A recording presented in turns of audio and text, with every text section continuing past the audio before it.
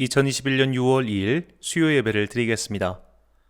사랑과 은혜의 아버지 하나님, 6월의 첫 번째 수요 예배를 드릴 수 있게 해주시니 감사합니다. 이제 무더위가 왔습니다. 사계절의 변화를 볼 때마다 주님의 섭리가 얼마나 신비한지 깨닫지 않을 수가 없습니다. 이 신비하신 계획 속에 우리를 초청해 주시니 감사합니다. 오늘 우리가 드리는 예배를 통해 우리를 부르신 주님의 은혜를 깨닫고 항상 주님과 동행하는 성도가 되게 하옵소서. 예수님의 이름으로 기원하옵나이다. 아멘. 찬송가 254장입니다.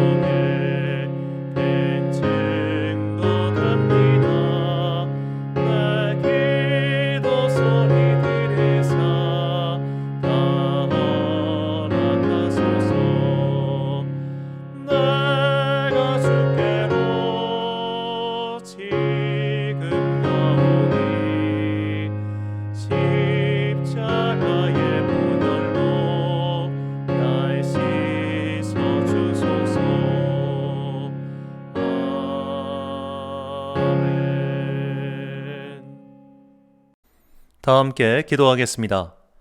사랑과 은혜가 풍성하신 아버지 하나님, 주님께서 마련해 주신 성소에서 예배를 드릴 수 있게 해주시니 감사합니다. 우리가 주님 보실 때 남달리 공로가 많기 때문에 은혜를 베푸신 것이 아님을 잘 알고 있습니다. 그저 은혜에 감사하며 주신 은혜를 족할 줄 알며 욕심을 부리지 않고 주어진 곳에서 열심을 다하여 신령과 진정의 예배를 드리는 교회가 되게 하옵소서. 기도하는 자들에게 항상 열려있는 교회가 되길 소망합니다. 어떤 환난이 닥쳐와도 예배의 자리를 지키는 교회가 되길 소망합니다. 오직 은혜를 외치며 죄인들의 공동체를 꿈꿨던 개혁자들의 정신을 이어가길 소망합니다. 인간의 알량한 머리에서 나온 꿈이 아니라 주님께서 주신 소명과 비전이 될 수 있도록 우리에게 함께함에 은총을 내려 주옵소서. 주님께서는 시간과 공간을 초월하여 계신 하나님이십니다. 하나님께서는 지상의 어느 곳에도 묶여 있을 수 없으십니다. 오늘도 지하철에서, 자신의 가정에서, 또는 일터에서 조용히 화면 앞에 앉아 예배드리는 성도들이 있습니다. 그들에게 더욱 큰 은혜를 베풀어 주옵소서. 그들이야말로 일상을 거룩의 실로 엮어가기 위해 고분분투하고 있사오니 갑절의 은총을 내리시어 세상의 악한 어떤 것들도 그들을 틈타지 못하도록 보호하여 주옵소서. 이제 주님의 말씀을 듣습니다. 우리가 기도를 배우기 위해 시작했던 기도의 사사기가 벌써 15번째 시간이 되었습니다. 이 시간이 끝난 후 우리의 기도가 조금 더 주님의 기도와 비슷해질 수 있도록 우리를 인도하여 주옵소서. 인간의 말이 하나님의 말씀으로 변화되어 우리의 삿된 마음을 정결케 하는 성령님의 은혜가 있길 소망하오며 예수님의 이름으로 기도드립니다. 아멘. 오늘 우리에게 주시는 하나님의 말씀은 역대하 33장 10절부터 19절까지의 말씀입니다.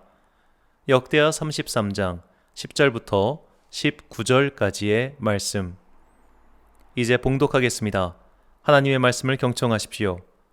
여호와께서 므낫세와 그의 백성에게 이르셨으나 그들이 듣지 아니하므로 여호와께서 아수르 왕의 군대 지휘관들이 와서 치게 하심에 그들이 므낫세를 사로잡고 쇠사슬로 결박하여 바벨론으로 끌고 간지라. 그가 환난을 당하여 그의 하나님 여호와께 간구하고 그의 조상들의 하나님 앞에 크게 겸손하여 기도하였으므로 하나님이 그의 기도를 받으시며 그의 간구를 들으시사 그가 예루살렘에 돌아와서 다시 왕위에 앉게 하심에 므낫세가 그제서야 여호와께서 하나님이신 줄을 알았더라.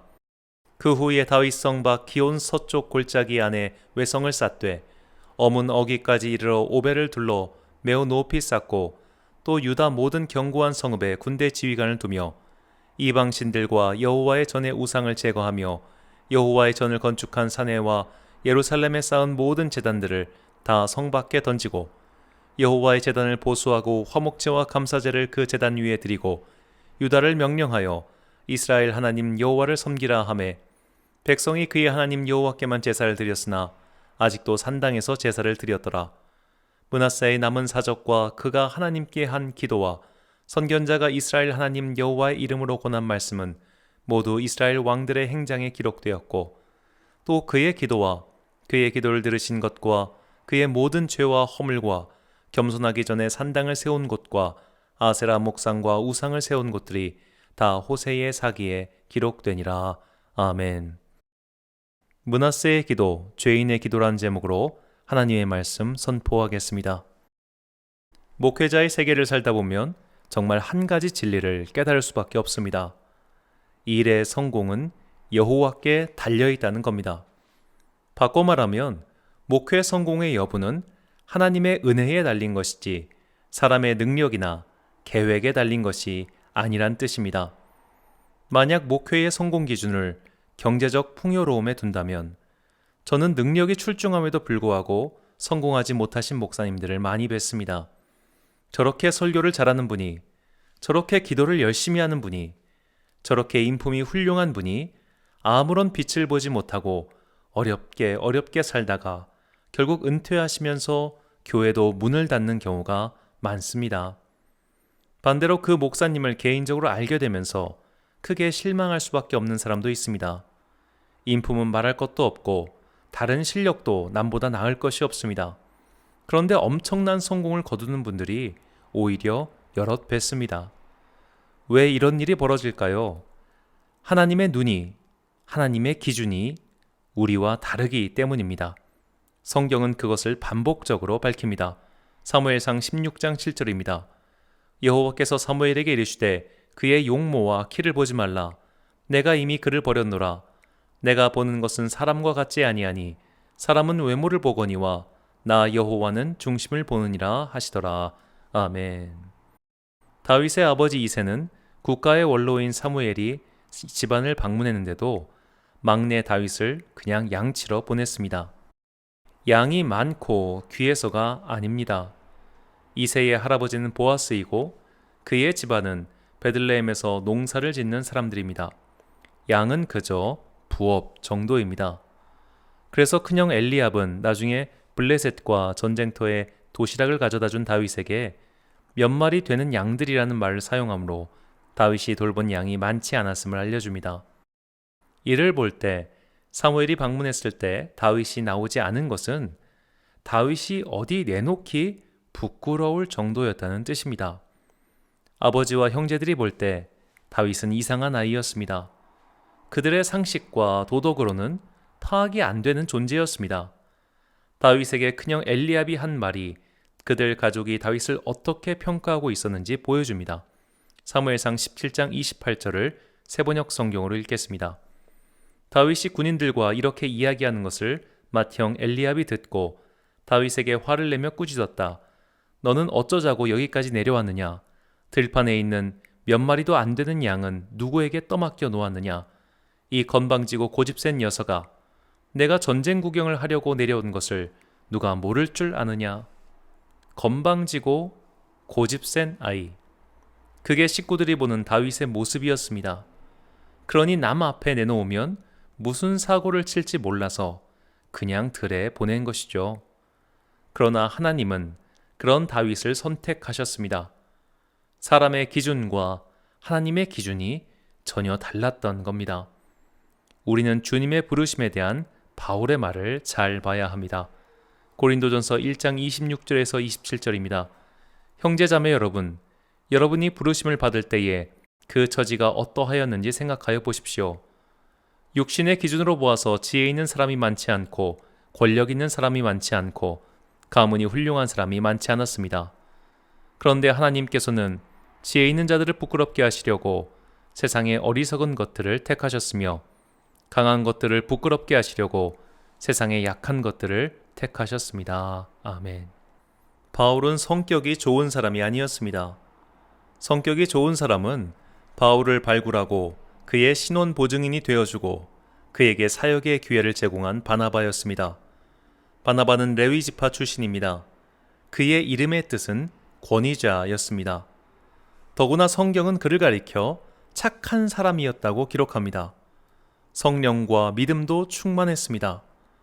그런데 사도행전은 바나바에 대한 기록이 아닌 바울에 대한 기록입니다. 바울은 바나바에 비해 분명히 성격이나 대인관계에 문제가 있었음이 분명합니다. 그는 잘못된 것을 그냥 넘어가지 않았습니다.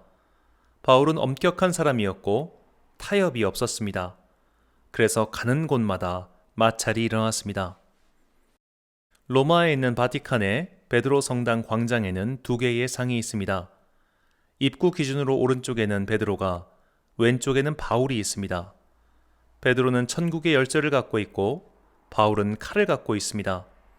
사람들은 열쇠를 좋아하지 칼을 좋아하지 않습니다. 바울은 미움을 많이 받았습니다. 바울과 바나바가 똑같이 사역을 했는데 왜 바울만 돌을 맞았을까요? 이런 바울과 비슷한 성격을 지닌 사역자가 있었습니다.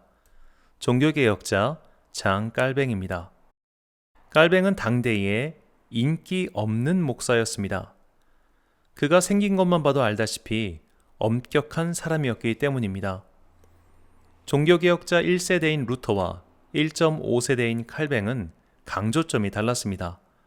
루터는 이신칭의 은혜에 의한 구원을 강조했습니다. 루터에게 중요한 것은 구원론이었습니다. 하지만 칼뱅은 그 다음이 중요했습니다. 이신칭의의 믿음 위에 세워진 교회가 중요했습니다.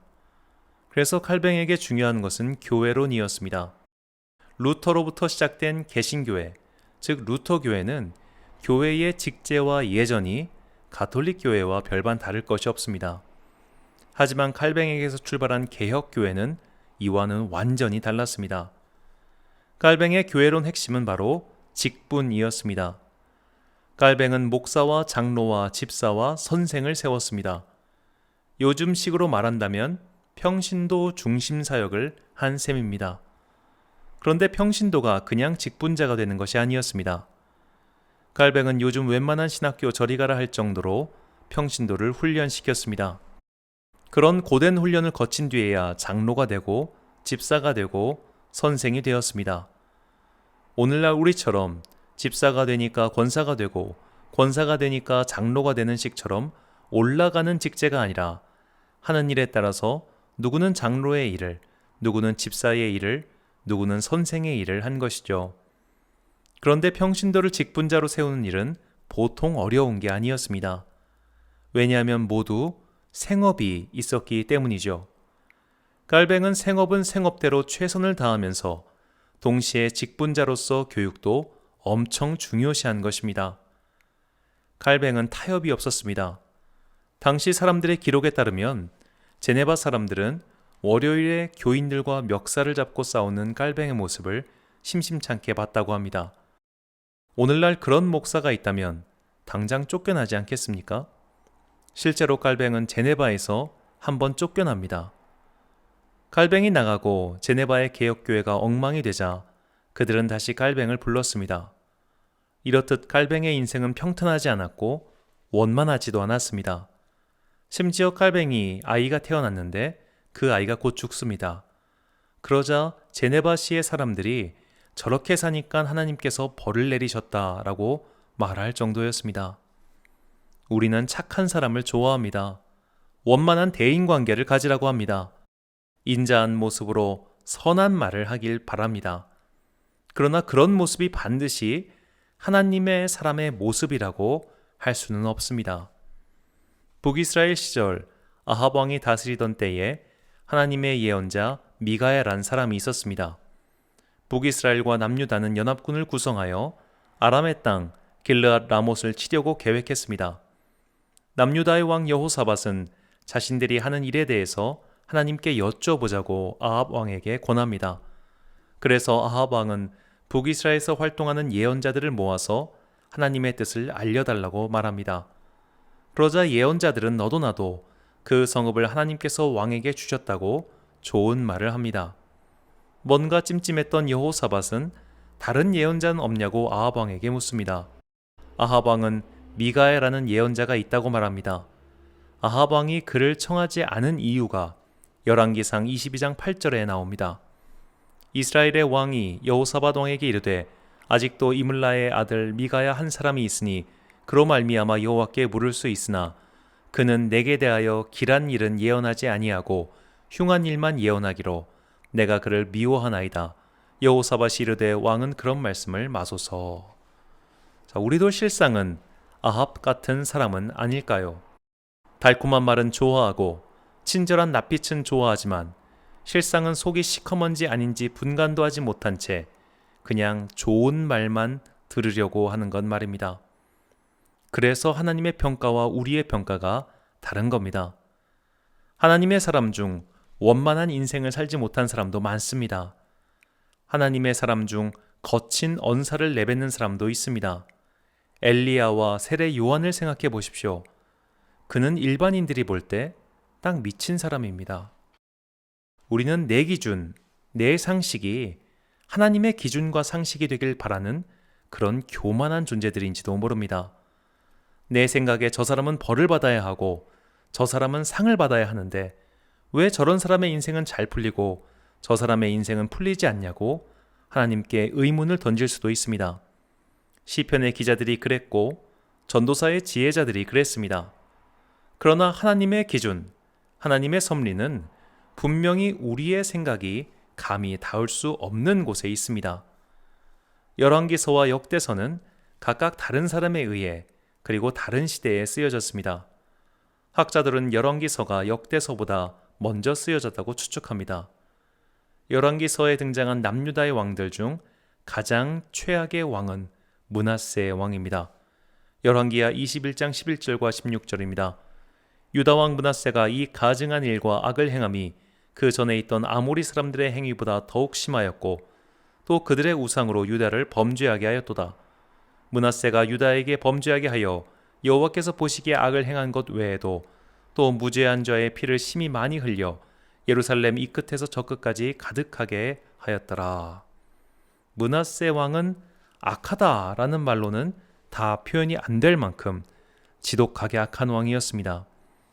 그는 이방신을 숭배하는 것도 모자라 자녀를 산제물로 바칠 만큼 사교 숭배의 핵심이었으며 그런 우상 숭배 외에도 온갖 악을 저질렀습니다. 그런데 역사가들에게 한 가지 질문이 생겼습니다. 이렇게 악한 왕인데 엄청나게 오랜 시간 동안 나라를 다스린 겁니다. 열왕기하 21장 1절입니다. 므낫세가 왕이 될 때 나이가 12세라 예루살렘에서 55년간 다스리니라. 그의 어머니의 이름은 헵시바더라. 므낫세는 12살의 왕위에 올라 무려 55년 동안 다스렸습니다. 다스린 기간만으로 치면 왕들 중 가장 오랜 시간 나라를 통치했습니다. 므낫세의 아들 아몬은 고작 2년을 다스리며 악행을 저질렀는데 보다 못한 신하 몇이 반란을 일으켜 왕을 살해하는 일이 벌어졌습니다.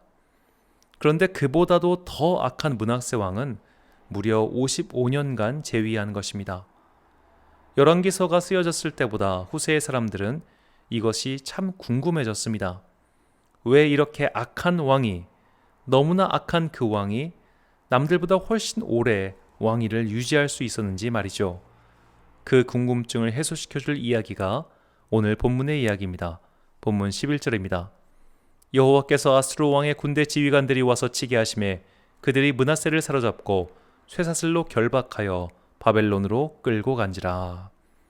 므낫세 당시 아수르를 통치했던 사람은 아수르의 최전성기를 이끌었던 아슈르 바니팔입니다. 그는 이집트까지 정벌을 나설 정도로 영토를 확장했는데 그때 유다 역시 정벌당한 것으로 보입니다. 그런데 본문을 보면 므낫세 왕이 바벨론으로 끌려갑니다. 이것은 아마도 아슈르 바니팔이 이복 형제를 바벨론의 왕으로 삼았는데 므낫세는 그래서 그쪽으로 끌려간 것처럼 보입니다. 므낫세는 끌려간 그곳에서 하나님께 간절히 기도했습니다. 므낫세의 태도는 그의 할아버지인 아하스 왕과는 달랐습니다.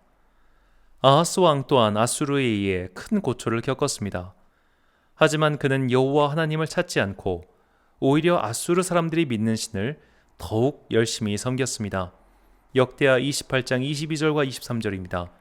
이 아하스 왕이 곤고할 때에 더욱 여호와께 범죄하여 자기를 친 다메섹 신들에게 제사하여 이르되 아람 왕들의 신들이 그를 도왔으니 나도 그 신에게 제사하여 나를 돕게 하리라 하였으나 그 신이 아하스와 온 이스라엘을 망하게 하였더라. 아멘. 아하스 왕과 므낫세 왕의 결정적인 차이는 환란이 닥쳤을 때 하나님께 기도했는가 기도하지 않았는가의 차이일 뿐이었습니다. 둘 다 매우 악한 왕이었습니다. 아하스는 여호와의 성전을 파괴하고 그곳에 우상의 제단을 쌓았을 정도로 악행과 기행을 저질렀습니다. 므낫세도 그보다 더한 악행을 저질렀습니다. 하지만 인생에서 가장 큰 고난이 닥쳤을 때 므낫세는 하나님께 구해달라고 기도했습니다. 그리고 하나님께서는 그 기도를 들어주셨습니다. 므낫세의 기도는 우리말 성경에는 빠져 있습니다. 하지만 시리아 역본 구약 성경에는 15절 분량으로 된 므낫세의 기도가 전해지고 있습니다. 이 중 9절부터 13절까지를 읽어드리겠습니다. 영어 번역본을 의역했습니다. 주님, 나는 지금 고통 중에 있습니다. 하지만 나는 이런 고통을 당해야 마땅한 자입니다. 나는 쇠사슬에 묶여 있습니다. 하지만 내가 고개를 들지 못하는 것은 내 죄 때문입니다. 이제야 비로소 나는 주님 앞에 전심으로 고개를 숙이고 주님의 친절을 거짓처럼 구걸합니다. 주님, 내가 죄를 지었습니다. 내가 죄를 지었습니다. 내가 주님의 율법을 부순 것을 깨달았습니다. 나는 주님께 구걸하며 기도합니다. 나를 용서하소서. 주여, 나를 용서하소서. 나의 죄와 함께 나를 부수지 마소서. 주님의 기억에 나의 죄를 영원히 기록하지 마옵소서. 나를 주님께 죄를 지은 사람들이 가는 스올의 형벌에 처하게 하지 마옵소서. 이런 므낫세의 간절한 기도에 주님께서는 응답해 주셨습니다. 그가 선한 행동을 했기 때문에, 그가 마치 히스기야처럼 지금까지 한 일이 있었기 때문에 그것을 기억해 주시고 그 고난에서 건져 주신 것이 아니었습니다. 므낫세는 죄인이었습니다. 그러나 하나님께서는 죄인의 간절한 기도에도 선하게 응답하셨습니다. 우리는 이 세상에서 권선징악이 이루어지길 바랍니다. 선한 사람은 선한 행동에 대한 복을 받기 원하고 악한 사람은 악행의 벌을 받기 원합니다. 그리고 하나님께서 마땅히 그것을 하셔야 한다고 생각합니다. 이런 우리의 일반적인 사고로 볼 때 악인 중에 악인, 자식을 살해하고 온갖 악행을 저지른 므낫세의 말로는 비참해야 했습니다. 그것이 하나님의 정의 구현이라고 생각할 겁니다. 그러나 하나님께서는 그와 정반대로 행하셨습니다. 므낫세를 구해 주셨습니다. 악인의 기도에, 죄인의 기도에 응답해 주신 겁니다. 우리는 여기서 신앙의 비밀, 신앙의 신비를 접하게 됩니다. 행위보다 앞서는 것이 은혜입니다. 우리의 선한 행동이란 사실, 받은 은혜에 대한 응답일 뿐입니다. 내가 선하게 행동해야 주님께서 선하게 응답하시는 것이 아니라 내가 살아계신 하나님께 받은 은혜에 대해서 선한 행동으로 다만 응답할 뿐입니다. 살아계신 하나님, 자비와 긍휼이 풍성하신 하나님께서는 죄인에게도 은혜를 베풀어 주십니다. 출애굽기 34장 6절입니다. 여호와께서 그의 앞으로 지나시며 선포하시되 여호와라 여호와라 자비롭고 은혜롭고 노하기를 더디하고 인자와 진실이 많은 하나님이라. 아멘. 이 하나님의 자기 선언은 이스라엘 백성이 하나님 보실 때 예쁜 짓을 해서 하신 말씀이 아니었습니다. 시내산에서 황금 송아지를 만들고 하나님 면전에서 그분을 모욕한 후 모세에게 두 번째 돌판을 주시면서 선포하신 말씀이십니다. 우리가 믿는 하나님은 이런 분이십니다. 그분이 보시는 눈은 인간의 눈과 같지 않습니다. 그분은 물론 주님을 사랑하고 주님의 뜻을 따라 사는 자에게 인자와 긍휼을 베풀어 주십니다. 선하고 의로운 자들을 돌보시고 그들의 간구를 들으시는 분이십니다. 하지만 그분은 그분을 찾는 죄인들의 간구도 들으시는 분이십니다. 이런 하나님의 모습을 예수님께서 집을 떠나 아버지의 재산을 탕진한 둘째 아들의 이야기를 통해서 보여주셨습니다. 둘째 아들은 아버지를 모욕했고 아버지의 재산을 반이나 날려먹었습니다. 그러고도 삶이 궁핍해져서 아버지에게 돌아왔습니다. 그저 아버지 밑에서 종노릇이라도 하게 해주십시오라고 했는데 아버지는 오히려 그를 아들로서 따뜻하게 받아줬습니다. 그러자 평생 아버지 뜻을 어김이 없었던 큰아들이 화가 났습니다. 이건 불공평하다는 겁니다. 큰아들의 생각은 지극히 상식적이고 당연합니다. 잘한 사람은 칭찬해주고 상을 줘야 마땅합니다. 못한 사람은 벌을 줘야 마땅합니다. 그런데 그런 상식이, 그런 마땅함이 아버지에게는 통하지 않습니다. 아버지에게 자식은 못나도 내 자식이기 때문입니다. 건강한 부모는 자녀의 능력 유무, 자녀의 행실 여부에 따라 사랑을 차등적으로 정용하지 않습니다. 건강한 부모는 자녀를 있는 그대로 사랑하기 위해 노력합니다. 그 녀석이 속을 썩여도 내 새끼고 큰 성공을 거두면 그저 자랑스러운 내 자식일 뿐입니다. 안타까운 자식이 있고 자랑스러운 자식이 있을 뿐 그가 내 자식이라는 것은 변함이 없습니다. 므낫세는 안타까운 자식이었습니다. 그 안타까운 자녀가 애걸복걸하면서 드리는 간구를 부모가 어찌 외면하겠습니까? 하나님께서는 그래서 므낫세의 기도를 들어주신 겁니다. 마치 집을 나간 둘째 아들을 받아주신 그런 마음으로 말이죠. 우리는 하나님께서 잘못한 사람에게 마땅히 벌을 내리시고 그 사람을 망하게 해야 한다고 생각합니다. 그러나 하나님께서는 전혀 다른 눈으로 그를 보시고 어쩌면 우리와는 다른 기준으로 그 사람을 평가하실 겁니다. 왜냐하면 우리는 그 사람의 어떤 한 면만 볼 수 있지만 하나님께서는 그 사람의 전부를 보시기 때문입니다. 내 판단을 함부로 믿지 마십시오. 단 1분 앞도 예측할 수 없는 인간이 어찌 한 사람의 과거와 현재와 미래를 쉬이 판단한단 말입니까? 그 사람의 행동이 내가 볼 때 악하다고 해서 과연 하나님 보실 때도 나와 같으리라는 보장은 전혀 없습니다. 그러니 우리는 다른 사람에 대해서 함부로 평가해서도 안 되고 내 판단이 전혀 맞지 않을 수 있으니 겸손해야 하며 무엇보다 다른 이와 관계없이 나는 그저 하나님만 오롯이 쳐다봐야 합니다. 악인에게 베푸신 은혜, 악인의 기도에 응답하신 하나님의 자비에 의문이 생기는 사람이 있다면 그는 안타깝지만 은혜로 구원받는다는 것에 대해서 진지하게 고민해 봐야 합니다. 은혜로 구원받은 사람은 남의 죄를 파헤칠 겨를이 없습니다. 일단 내 죄가 너무 크기 때문입니다. 그리고 이렇게 큰 내 죄에도 불구하고 나를 구원해 주신 그분의 은혜가 너무나 감사할 뿐입니다. 그런 사람은 다른 이의 죄에 관심을 두지 않습니다. 다른 이의 넘어짐이나 성공에 눈을 돌리지 않습니다. 은혜로 구원받은 사람, 은혜를 깨달은 사람은 오롯이 주님만을 바라보게 됩니다. 우리는 예수님의 말씀을 잘 생각해야 합니다. 마태복음 7장 3절과 4절입니다. 어찌하여 형제의 눈 속에 있는 티는 보고 내 눈 속에 있는 들보는 깨닫지 못하느냐? 보라, 내 눈 속에 들보가 있는데 어찌하여 형제에게 말하기를 나로 내 눈 속에 있는 티를 빼게 하라 하겠느냐? 들보는 나무 판자입니다. 티는 톱밥입니다. 눈에는 나무 판자가 들어갈 수 없습니다. 이 말씀은 너의 안에 있는 거대한 죄를 보라는 뜻입니다. 나의 죄에 주목하고 나에게 주신 은혜에 주목하는 사람은 다른 사람을 판단하거나 정죄할 여력이 없습니다. 오늘날 우리 교회에는 행위 구원론자들이 너무나 많습니다. 공로 구원론자들이 너무나 많습니다. 내가 이렇게 기도했고, 내가 이렇게 봉사했고, 내가 이렇게 주님께 헌신했으니 나에게 큰 복과 은혜를 주셨다고 말하는 이들이 너무나 많습니다.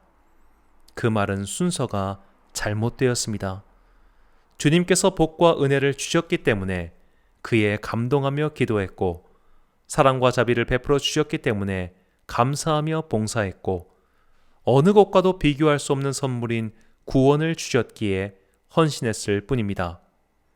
언제나 은혜가 먼저입니다. 복은 나중입니다. 아니 어쩌면 은혜 그 자체가 우리에게 주신 복입니다.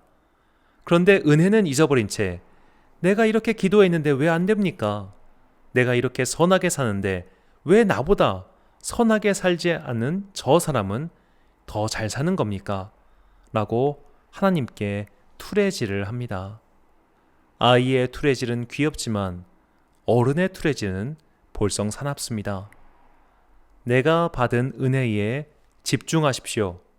내가 입은 용서에 집중하십시오. 나야말로 가장 큰 죄인이며 구원받을 자격이 없는 자였음을 깨달아야 합니다. 그래야 우리는 그리스도의 장성한 분량까지 자라는 성숙한 신앙인이 될 수 있습니다. 그리스도의 장성한 분량이란 예수님께서 하나님을 아셨듯이 우리도 하나님을 더 알아가는 것입니다. 그분께서 우리에게 은혜를 베푸신 것은 내가 잘나서가 아닙니다. 마찬가지로 하나님께서는 오늘도 그분께 기도하는 죄 많은 자들의 진실한 간구를 외면하지 않습니다. 예수님의 말씀입니다.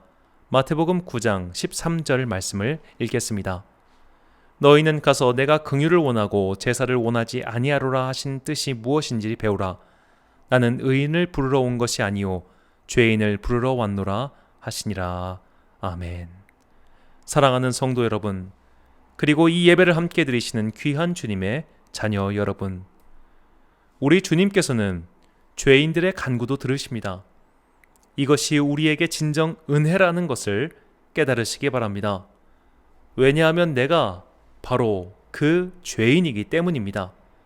내가 주님 앞에서 제일 큰 죄인이기 때문입니다. 그러므로 주님께서는 오늘 나의 간구도 나의 기도도 들으십니다. 내가 주님께 무언가를 많이 했기 때문에 들으시는 것이 아니라 내가 그분의 자녀이기 때문에 나의 기도를 들으십니다. 내가 지은 죄가 많은데 어떻게 내 기도를 들어주시겠어? 내가 지은 죄가 얼만데 내 예배를 받아주시겠어? 나는 하나님 앞에서 무가치한 사람이야 라는 생각이 들 때가 있을 겁니다. 그 생각은 전적으로 마귀가 주는 생각입니다. 마귀는 우리의 심령을 올가매어 하나님께 가지 못하게 만듭니다. 우리 주님은 죄인인 우리를 받아주시고 그분의 피로 정결하게 하사 의인으로 삼아 주십니다. 그 은혜를 아직도 믿지 못하고 죄인의 사슬에 묶여 있는 것은 악한 왕 므낫세보다도 어리석은 행동입니다. 너희의 기도를 하나님께서 듣지 않으신다라고 말하는 사탄의 괴계를 물리치십시오. 우리의 마음 한구석에서 스물스물 기어오르는 의심을 버리십시오. 최고로 악한 자의 기도도 들으신 주님께서는 오늘도 주님께 간절히 간구하는 부족하고 연약한 우리의 마음을 결코 외면하지 않으십니다. 나의 공로가 아닌 주님의 은총에 의지하여 기도하십시오. 안타까운 자녀도 자랑스러운 자녀도 결국 다 한 부모의 자식입니다. 안타깝다고 해서 사랑하지 않고 자랑스럽다고 더 사랑하는 하나님이 아니십니다. 인간의 기준으로 하나님의 사랑을 재단하지 마십시오. 그분의 사랑과 자비는 인간의 인지를 초월했음을 꼭 유념하시고 설령 죄의 사슬에 묶여있다 하더라도 주님께 기도하는 것을 포기하지 않는 검질긴 기도의 성도가 되시길 간절히 축원합니다. 기도하겠습니다. 사랑과 은혜가 풍성하신 아버지 하나님, 주님께서는 가장 악한 사람 므낫세의 기도도 들어주셨습니다. 우리는 악인이 심판받길 원합니다. 그러다 보니 내가 저지른 죄의 사슬에 내가 묶여서 하나님은 나 같은 사람의 기도는 들어주지 않으실 거야 라고 지레 짐작하며 기도를 포기할 때가 있었습니다. 사탄의 함정에 빠져 주님과 멀어지지 않도록 우리를 불쌍히 여겨 주소서. 기도를 포기하지 않겠습니다. 주님께 가까이 가는 것을 포기하지 않겠습니다. 그 엄청난 죄악에도 불구하고 오늘도 우리의 간구를 들으시는 자비하신 주님께 다시 나아갑니다. 주여, 우리의 기도를 들으시고 우리의 예배를 받아 주옵소서. 우리의 마음이 항상 주님께 묶여있게 하시고 70번씩 7번이라도 용서하시는 그 은혜를 기억하고 살아가는 성도가 되길 소망합니다.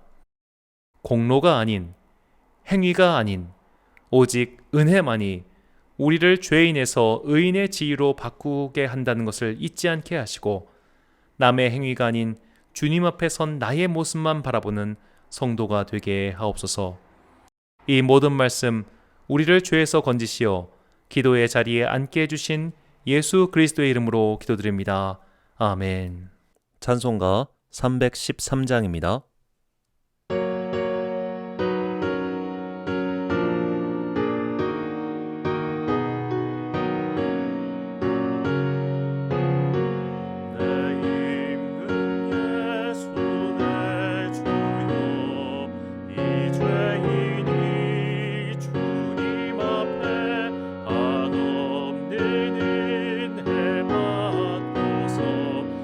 생명도 또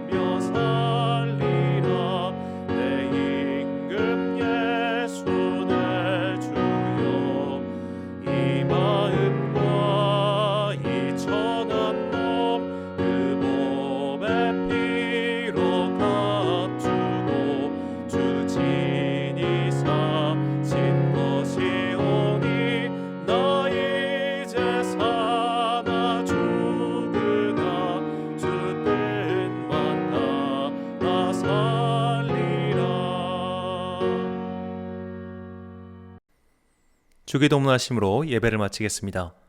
하늘에 계신 우리 아버지, 아버지의 이름을 거룩하게 하시며 아버지의 나라가 오게 하시며 아버지의 뜻이 하늘에서와 같이 땅에서도 이루어지게 하소서.